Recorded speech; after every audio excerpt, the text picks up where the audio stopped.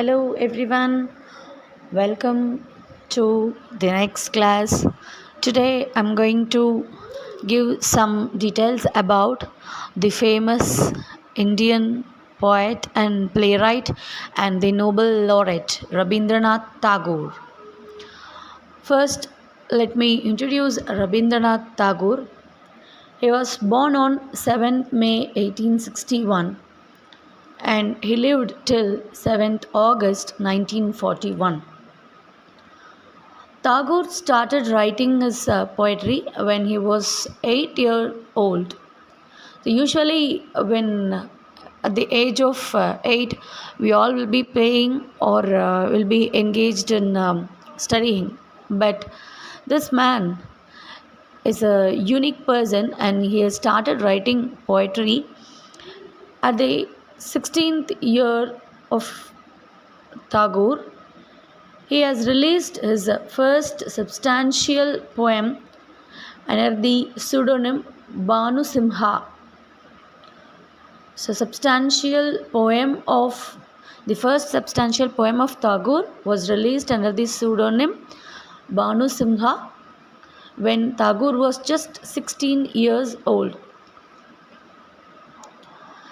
And his parents, Rabindranath Tagore and Sharada Devi, he is the youngest of 13 children who were surviving in their family. So maybe more than that might have been born, and he is the 13th son in his family.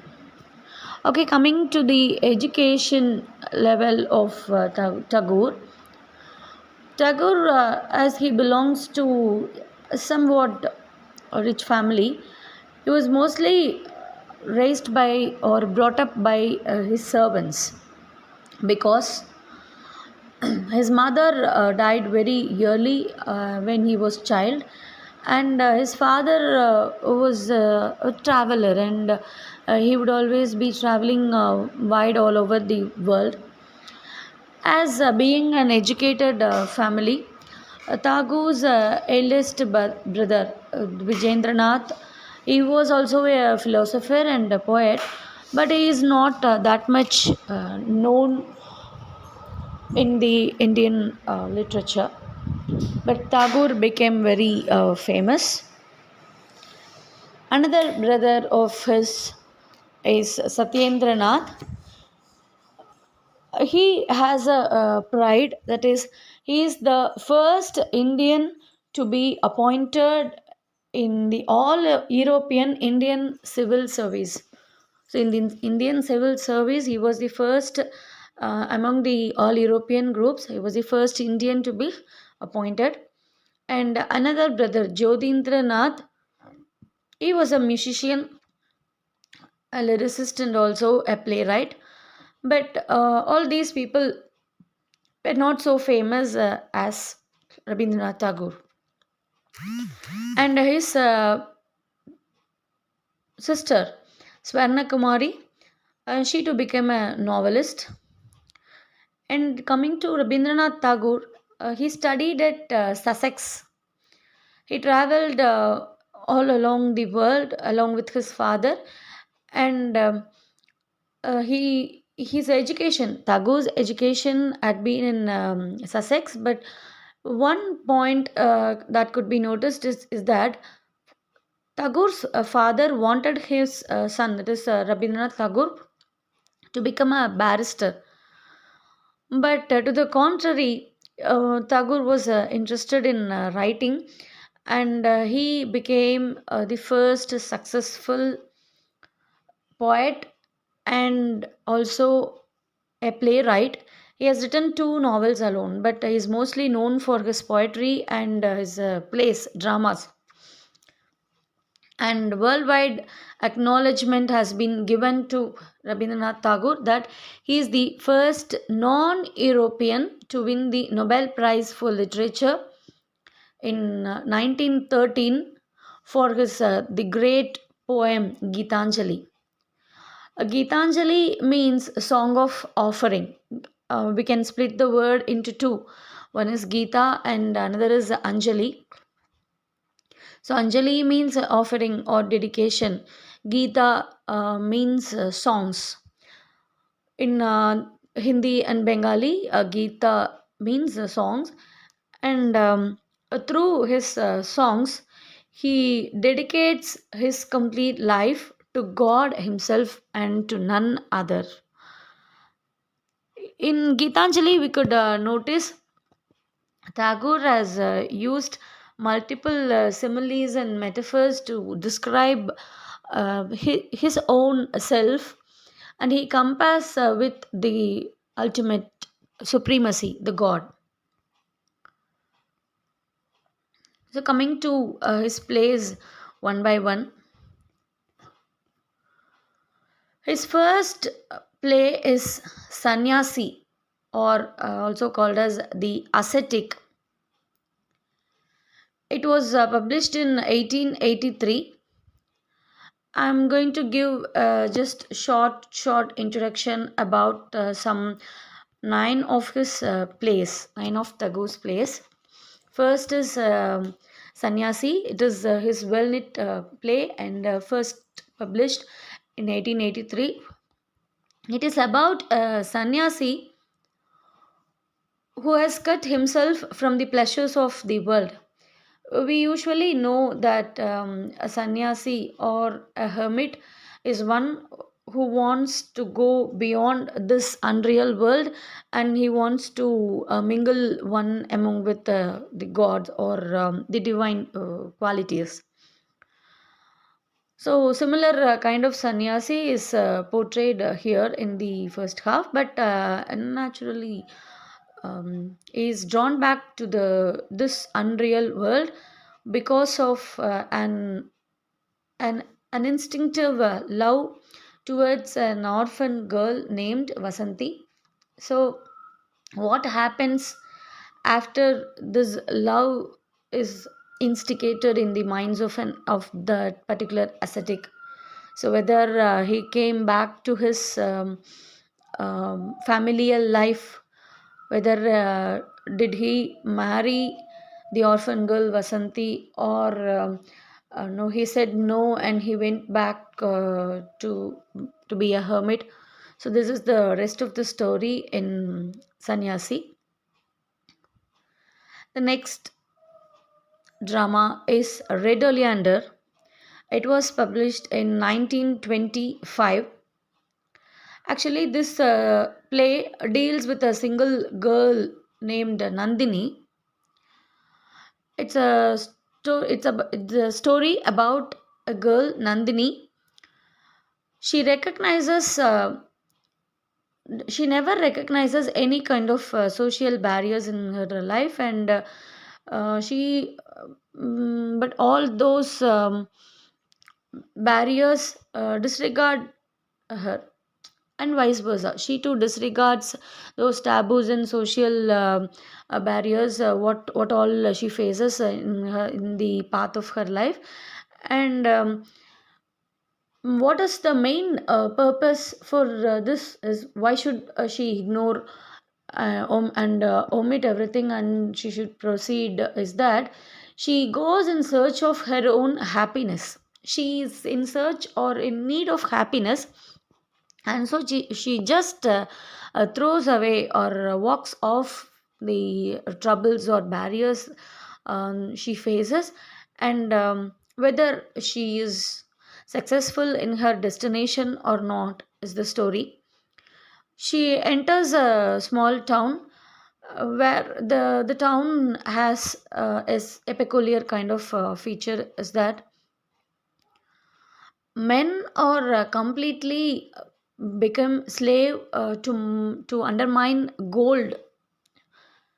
So men are enslaved to mine gold from or dig gold from the mines.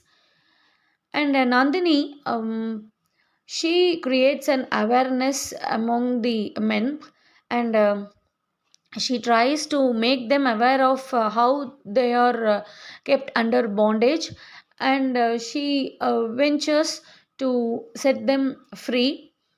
And she creates or she imbibes in the minds of those men that they should have a desire to be free from this slavery, or they should be liberated and they should go back to their homes.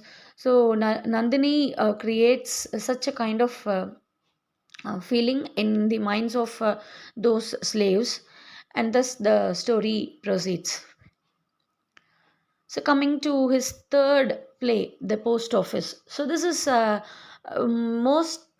mostly a very popular play, and most of us would have read this even while we are studying in UG level itself. It was written actually in 1912, but was published later. It is a story about a small boy named Amal. Amal is serious towards something. He meets with disease, and he's too sick, and his father keeps on watching Amal for the whole day. The little boy Amal has a serious illness, and he is in a deathbed. But he wants to be like other boys and girls of his age, and so he is watching what are all going outside, and he'll be continuously watching through his windows. And one flower girl is very close to Amal. He Amal is continuously watching the games and the routine activities of all the villagers, and every day a postman arrives to issue letters in that village. So Amal thinks that he too will get a letter from a king, and he asks about this to the postman, and even the postman also jokingly he assures that he will definitely bring a letter from the king stating the name of Amal. So he gives a false hope, but Amal believes it very strongly. Until his death, he didn't receive any letter from the king, but his hope never decreased. And while at the moment Amal closes his eyes as his soul splits away from his body, the herald announces the arrival of the king. So, how unfortunate is the boy? So, thus the drama Post Office ends, and the next play is The Cycle of Spring. The Cycle of Spring is about the adventures undertaken by certain young men who were they were guided by one particular leader, and one a true old man is he is referred as Chandra, and the another one man, his business is just kidnapping men.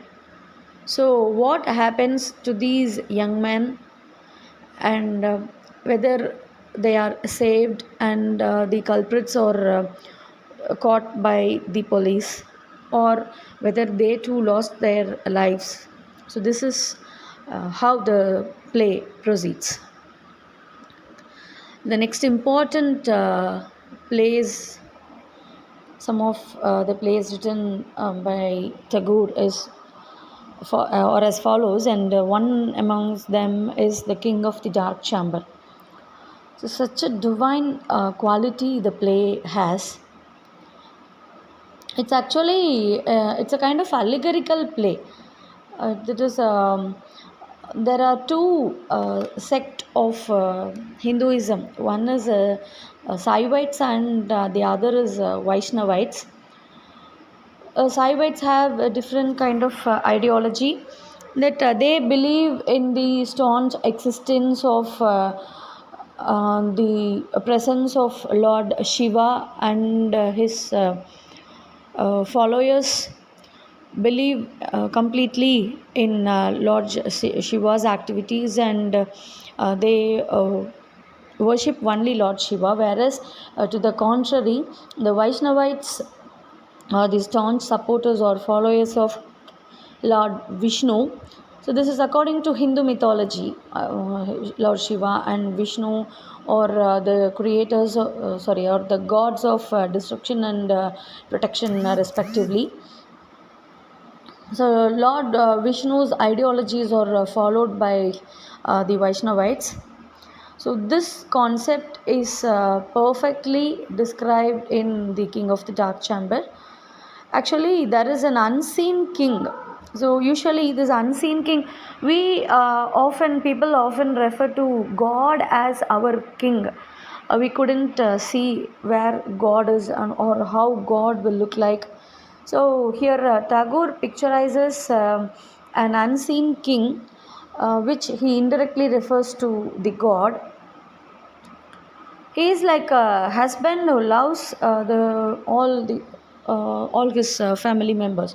So the head of the family, or the husband, loves his wife, his children, and his total family. Similarly, this character is compared to God, who loves all human soul. And to represent that particular concept of loving the human soul, there is another character called Queen Sudarshana, that is the wife of the unseen king.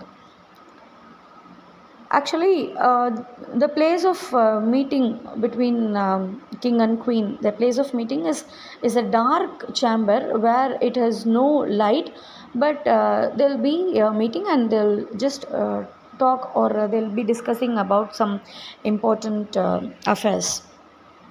So this chamber might stand for the inner consciousness of each and every human being, where man becomes one with God.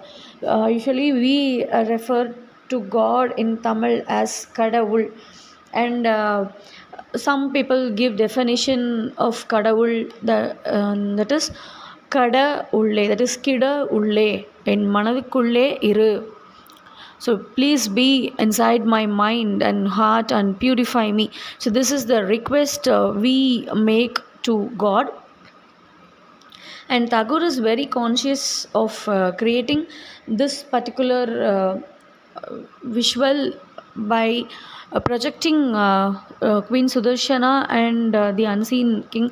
So people will have a doubt whether king exists or not, or whether the people in the empire, or they kidding us. So people have some kinds of doubt like this, and at one instance the whole palace gets fired, and a king comes out, and that is God himself.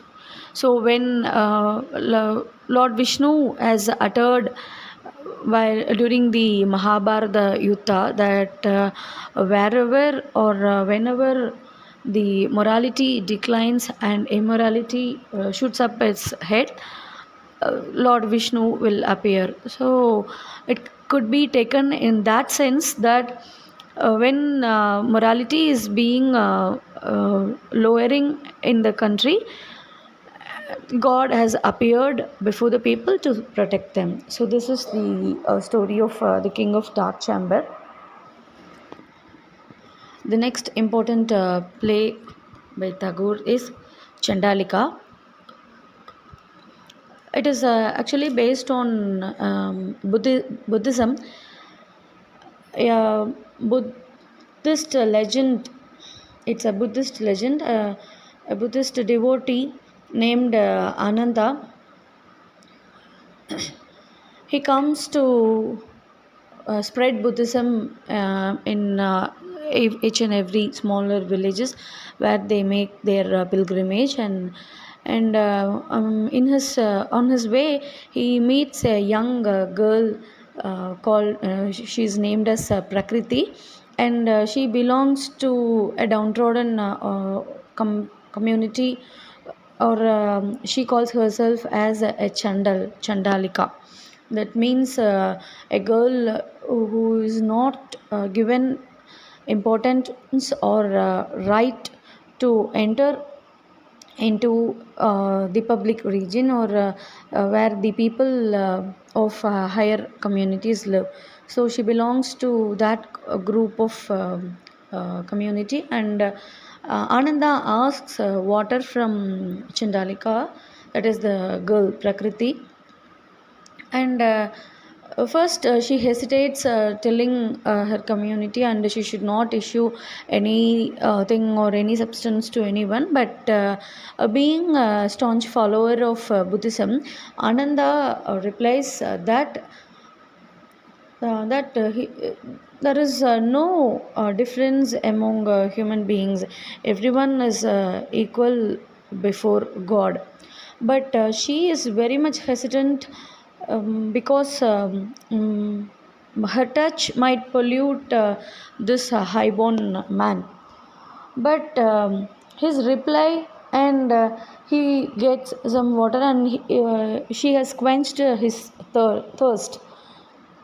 So this impresses Prakriti very much, and she proposes to the monk, but the monk refuses, or he rejects the proposal. And on the love towards Ananda, she is um, she is very much attracted towards him, and her mother is a lady who does black magic.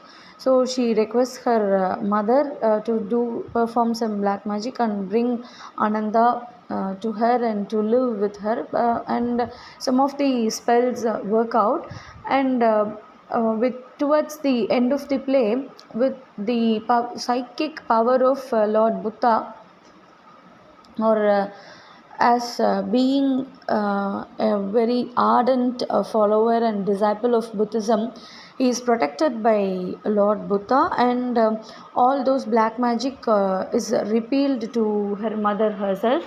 And finally, Prakriti, she regrets for her mistake, and she is redeemed again for the second time. That is, she is purged out of all the pride and egoism that she had among her own, sorry, to upon her own beauty and age, and she realizes that love, pure love, it does not bind anyone, but only frees or escapes everyone from some ties. So with this, the story play Chandalika ends, and the next play is Muktadara. Muktadara is another glory to nature. It is actually, it can be claimed under the eco literature, which is a very trending topic in literary genre in the recent days. It's a play which gives a noble tribute to Mahatma Gandhi ji. That is the personality of Mahatma Gandhi and his a campaign of non-violence. It was published actually in 1922. This deals with the construction of dam by a royal engineer. His king has ordered him to construct a dam across Shivtarai. Shivtarai is a land which belongs to both the kingdom as well as the peasants living in that village.